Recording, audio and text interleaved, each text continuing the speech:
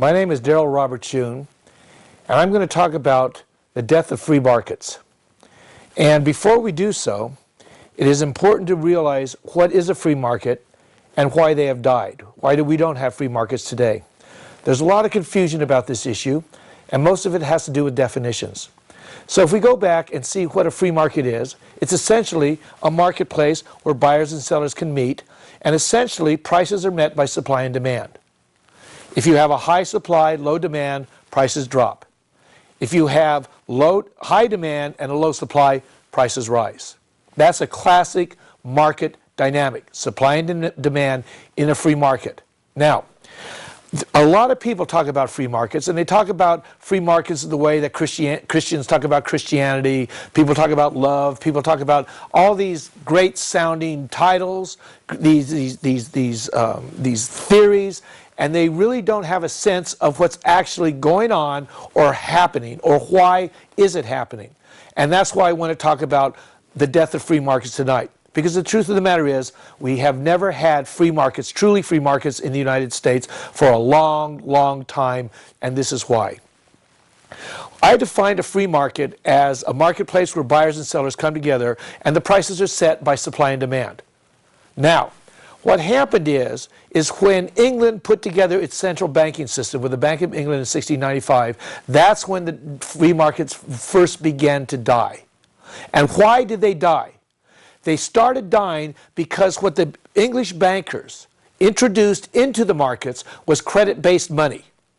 Alongside real money, they had their credit-based money, which competed and drove out real money eventually. Why? Because you could create credit-based money like this, all right? And when you introduce credit and debt to that degree into the marketplace, prices become distorted. Whenever you walk in, for example, all of you know how much a college education costs today. It's very, very expensive. Well, when I went to the university in 1964 in the United States, in the University of California, Davis, our fee for this incredible education in the state was approximately $44 a quarter. We had 3 quarters a year, so our fees that we had to pay the state of California was $120 a year. Now you have to pay them thousands of dollars a year. Why? The reason is credit. The availability of credit drives prices up.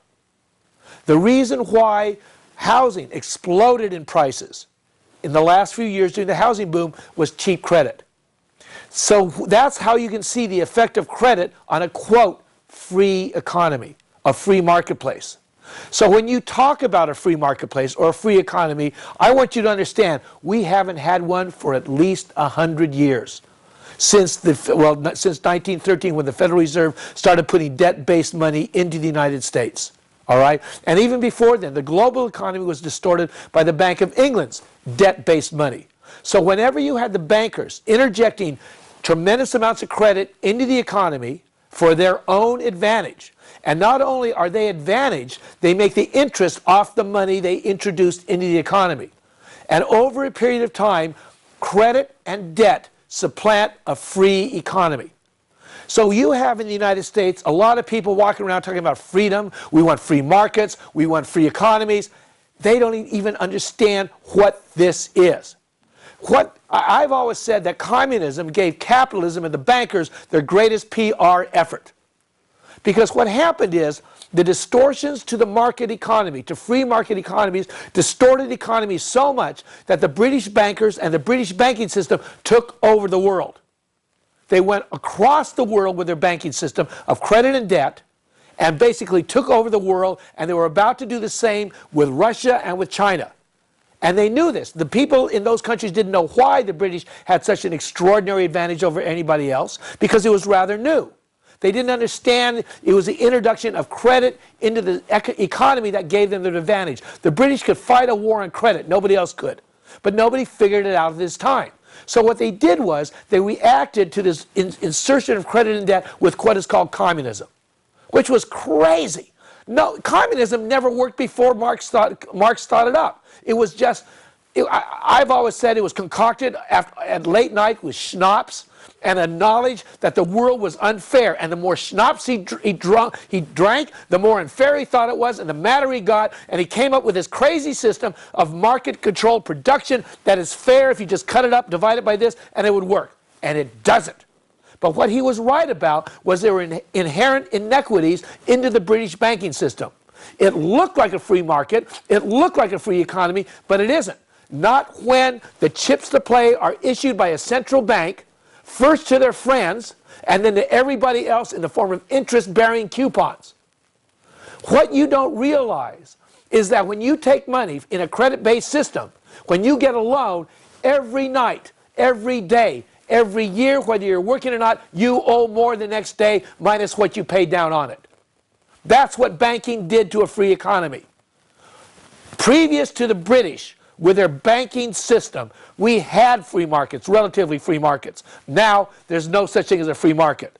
What happened when communism came in, everybody goes, oh, communism, no free markets. True, under communism, there aren't free markets. Under capitalism, there are not free markets either. You have a distortion of the basic supply and demand dynamic, which is the underpinning of a free market, which is set by supply and demand, distorted by the availability of credit, which eventually indebts everybody. The bankers make book on everybody's efforts, on everybody's loans, on everybody's jobs, and everybody else becomes indebted and a slave to the banking system. So don't call this a free market. Don't call this a free market economy. That's an illusion. It hasn't happened for a long time. Well, if anybody wants to call in, I'll put the numbers up. Or no, the numbers are here. This is what here. The phone goes. That should come in. But that's really what I wanted to say, is that you have what you call people defending the free market without even knowing what a free market is. A free market is not free when the major transaction, when the major numéraire, when the major form of money is debt-based capital. The word capital didn't even come into being until the British invented capitalism. And what is capitalism? It's an economic system where the capital is not composed of money, it's composed of debt-based coupons issued by a central bank that is interest-bearing constantly. And the people who, in any capitalist system, the ones who are at the fountainhead of credit have an advantage over the people at the other end. So in other words, the banks, the people who are closest to the banks who can get those loans have a built-in inherent advantage to wage earners and especially to the people who are pensioners at the end. Their money is constantly worth less. And the only way that they can even hope to stay even is take their savings, give it back to the bankers or the investment bankers who then bet with their money in the system. Hopefully they'll come out ahead. They give you a little bit of it and they take the lion's share for themselves. It is no mistake that Jamie Dimon, CEO of J.P. Morgan, made, what is it, $18 million last year in bonuses. It is no mistake that the bankers make more money than anybody else. It is no mistake that the pensions that are owed to people in this country are not going to be paid because the bets the bankers made with that money have gone bad. They're gone. They're gone. They're gone. And nobody understands why. We've had all these issues. Oh, we have a call here. Let me bring one in. Yeah. Okay, hello? We have a call? Hello? Well, maybe I lost him. That's what happens when you ignore a call on a phone, on a call-in phone program. Sorry. Hello? Well, yes, I did lose it. Hello, Darryl. This is Merlin calling from Tucson. Oh, hi. Who is this? This is Merlin. Oh, hi, Merlin. How are you? I'm doing great. Good. You have a question? I do, actually. Do you have a question I can answer? Why the people that are in control of the Federal Reserve are going through this quantitative easing, which basically means they're creating money out of thin air. Why don't they know about the consequences just like the Germans did through the Weimar Republic? They do, Merlin. I mean, they don't. They think perhaps maybe this time they're going to be able to avoid them. But the real reason they're doing quantitative easing is not to save the country. The real reason that the central bank, the Fed, is engaged in another round of, in a first round of quantitative, which is really a second round, is because they don't know what else to do. What happened when the economy froze up in 2008 is all of a sudden private demand stopped. All right? People, consumers, business people, they just froze. They stopped because uncertainty entered the markets, and they were afraid of what would happen when they invested. Nobody was in the mood to buy a house. Nobody was in the mood to buy stocks. The houses could go down. The stocks could go down. So all of a sudden, demand collapsed all across the board. And they have a thing called velocity of money. And if you could see the charts, velocity of money ran a certain level, and in 2008, it dropped like a rock and hasn't moved since. So the money is no longer circulating through the economy, paying back debt, paying interest, paying debt at all. And there's no more credit, there's no more loans being extended on a massive scale. And so essentially it's like a person who has suffered an extreme shock of low blood pressure. Now what the Fed is trying to do is all of a sudden pump in plasma, artificially pump in plasma, pump in borrowed money into the circulatory system to start it again. That's why they're doing it. Sure, that's going to cause hyperinflation. It is going to cause hyperinflation. Basically, the system's going to eventually collapse, just like it did in Germany. No, you're absolutely right. The system is going to collapse. The reason why the Fed is doing it is that they are concentrating on the problem in front of them, and they are oblivious to the problem they're going to create afterwards. The Chinese have a saying about this, and it's called drinking poison to quench thirst. So what you're right about QE2. It is poison. It's poison to the system. It's going to destroy the system. But what they're doing it now, they're pumping this poison into the system because they want to abate the thirst. They want to keep demand going up. They want to keep the jobs flowing. They want to keep mortgage payments being paid. They want to keep the banks in business. This is how scared they are. They're doing something they never did before. They're at the end of the road. They're at the end of the rope. And we are here watching it. Now, the truth of the matter is, everybody's afraid of what's going to happen, all right? But the way I see it is that unless the system collapses, the system of debt slavery through credit, which we now accept as normal in every facet of our life. People pay their food bills with debt. They go to college on debt. Everything is done on debt. All right? And at compounding interest, you're dead at the end of the road. The banks end up with it all. And the only way it's going to end is for the system to collapse. So, when you say it is going to end in hyperinflation or it's going to end this way, it is going to. You're absolutely right. It's tragic. We're here. The reason why I have this program is I just like to shed what I consider to be the true light on the affairs as they are. People don't understand economics because they're lied to. All right? All the government wants you to do, all the media wants you to do is feel secure enough to go out and indebt yourselves further. That's what they're trying to do. It's a Ponzi scheme. They're propping up a system that's destined to fail, and they know it. The sad part is that they know it. Well, they know that this never has succeeded. It's never doing succeeded. What they're doing. But you see, Merlin, I think they know that. But this is hubris. I think these guys are so self-confident. They're so cocky. They're so rich. I mean, Merlin, these guys go out to lunch in a limousine paid for by us. All right? And the lunch is deductible and paid for by us. Right. All right? They have a different mindset about the game than we do. Now, they have hit crises before, and somehow they've gotten through it. They took gold out of the system in 1971, and they're still here. The economy collapsed in 87. By God, they're still here. The stock market crashed in 2000. By God, they're still here. Yeah. Greenspan lowered interest rates down to 1%, created the largest property bubble in history, and by God, they're still here. So these guys are sitting there going, who knows? You know? It's like an alcoholic whose uncle owns a liquor distributorship, who's never had to pay for a glass of booze in his life, and he's sitting there looking at you, and you're going, hey man, this ain't healthy for you. And the guy's slurring his words, and he goes, listen, feller, I'm 68 years old, and I'll bet you thought I was going to die a long time ago. And there you're caught. You thought the guy was toast, all right? And you're looking at him and thought, I'm amazed that he's still alive. And so we need some intervention, Darryl. And I'm going to ask one more question, and I'll take my answer out there. Okay. If we're destined to be in a lot of trouble, yes, especially the middle class, yes, how do we go about protecting ourselves? And I appreciate your show, and I thank you for your time. Thank you. All right. This is how, in other words, if we are in these times as I perceive them to be, if we are in what I would say is the end game of capitalism, and the end game of capitalism is where the amount of debt created over the decades is so massive that new credit cannot bring it under control.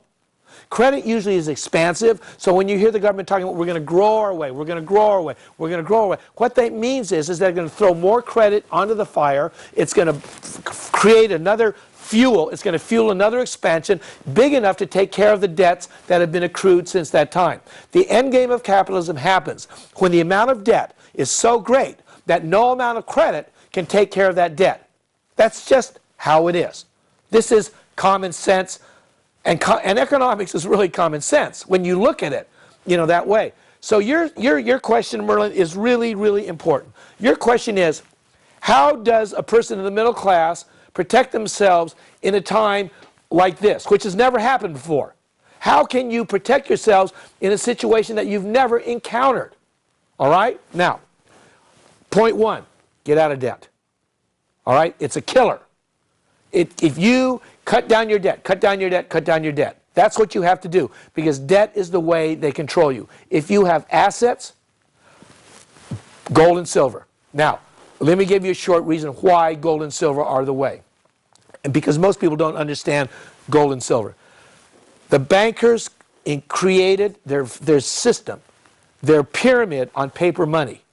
All right? And as long as that paper money was backed by gold or silver, it's kept their massive pyramid scheme going.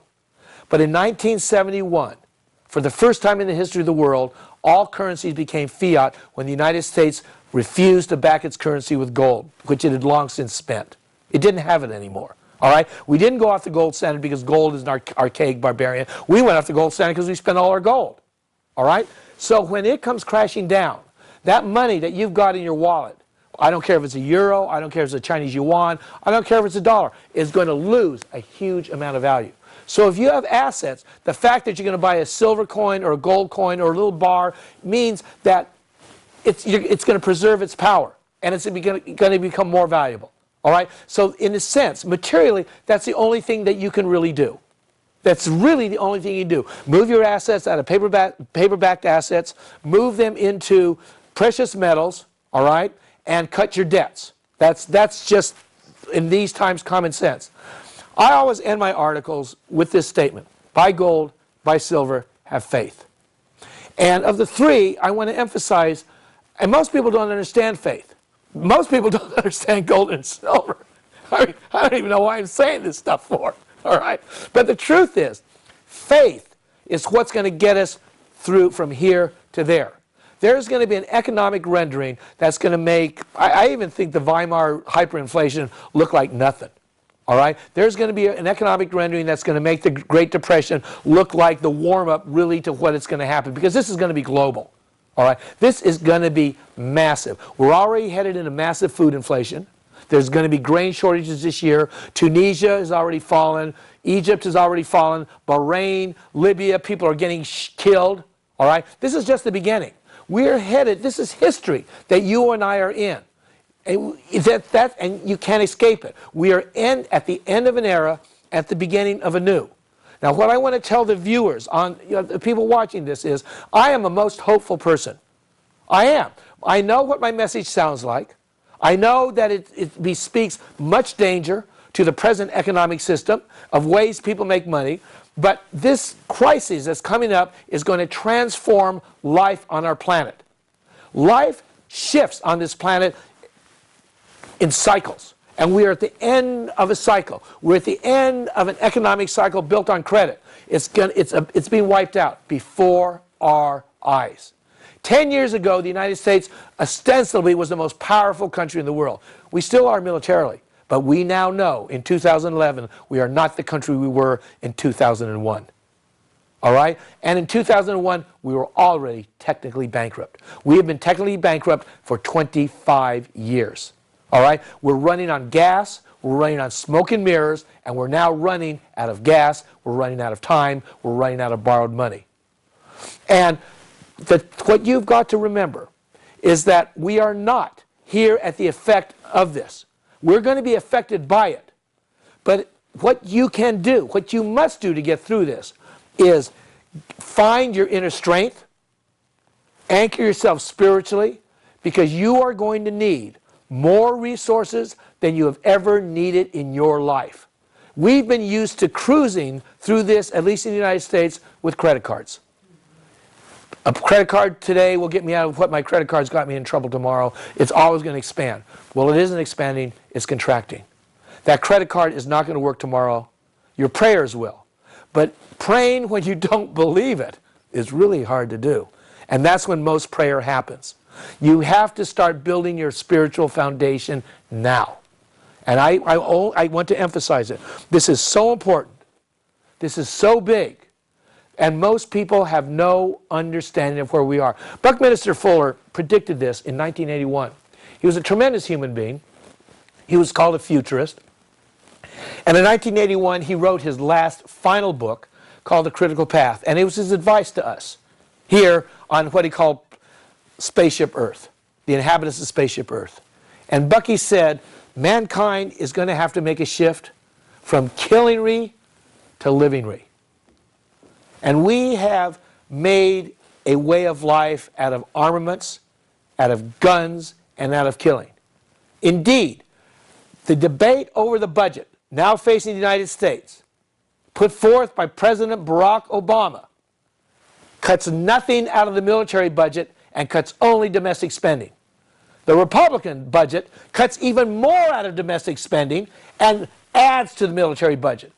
Obama's budget is 3% higher military budget for next year. Now this is a question of values. This is the question of choice. And when you have both Republicans and Democrats lined up on the same side, I want to ask you, where is your choice? Unless that choice is your choice. And if that choice is your choice, you, my friends, are going to experience the fruits of your intent. And it's going to be ugly. It's going to be tragic. But if you choose otherwise, and the choice is internal, you will make it through. I believe that with all my heart. I've read a tremendous amount of information on what's happening here. I am very, very hopeful about the times that are going to succeed the present times. But in terms of the immediate future, in terms of what's going to follow, what we're into, what we're headed into now, it is going to be more difficult than anything you can yet imagine. And this isn't asking you to go into fear. I'm asking you merely to hold it as a possible future and to change your attitudes about the present in the moment so you are better prepared to deal with the future that you have been blindly trying to not deny is in front of you. The universe is up-leveling. And unless humanity up-levels too, we are going to be washed off of this thing like an aphid off the back of a bear who's tired of it. We and our actions have been inimical to the process of life. We have treated this planet like it's a finite resource, infinite resource, and it's at the stage if it can't go any further. We have done this to the planet. We have done this to the atmosphere. We have done this to the economy. This is man's hubris. This is man's ignorance, and mankind is going to pay for it. If you listen to this, if you listen to your heart, you will make it through. I hope you do. Thank you.